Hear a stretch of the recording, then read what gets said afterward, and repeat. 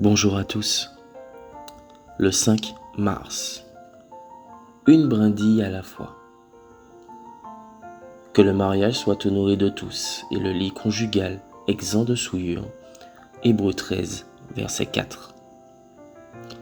Un jour, j'ai regardé par la fenêtre d'une des pièces de ma maison et j'ai remarqué des débris entre la fenêtre et le volet. J'étais trop paresseux pour les nettoyer à ce moment-là et j'ai décidé de les laisser pour plus tard. J'ai simplement fermé les rideaux pour que ma femme ne les voie pas. Quelques jours se sont écoulés et quand j'ai regardé à nouveau, j'ai remarqué qu'il y avait davantage de débris. Mais cette fois, ils étaient disposés en cercle. C'est à ce moment-là que j'ai réalisé ce qu'il se passait.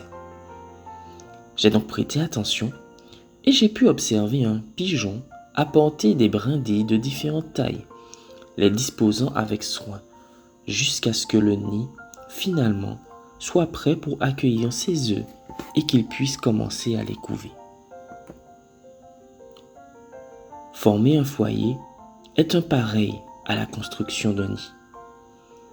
Dans les deux cas, de nombreux éléments sont nécessaires et chacun d'eux apporte un peu de stabilité.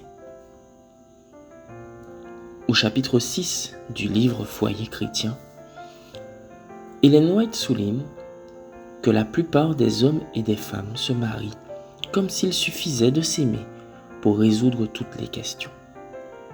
Bien sûr, l'amour est le lien parfait, Colossiens 3, verset 14, mais il y a d'autres brins qui ne peuvent manquer.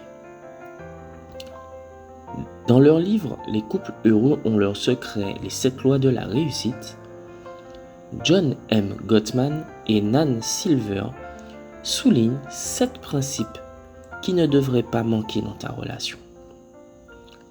1.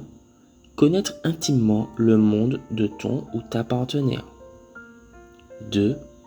Cultiver l'affection et l'admiration. 3. Vous rapprocher l'un de l'autre. 4. Laisser ton ou ta partenaire t'influencer. 5. Résoudre des problèmes solubles. 6. Sortir de la stagnation. Et 7. Créer un sens de transcendance. Tout comme la colombe a besoin de plusieurs jours pour disposer les branches qui serviront à son nid, un foyer stable demande du temps et beaucoup de prières. Ce n'est pas une décision qui doit être prise à la légère.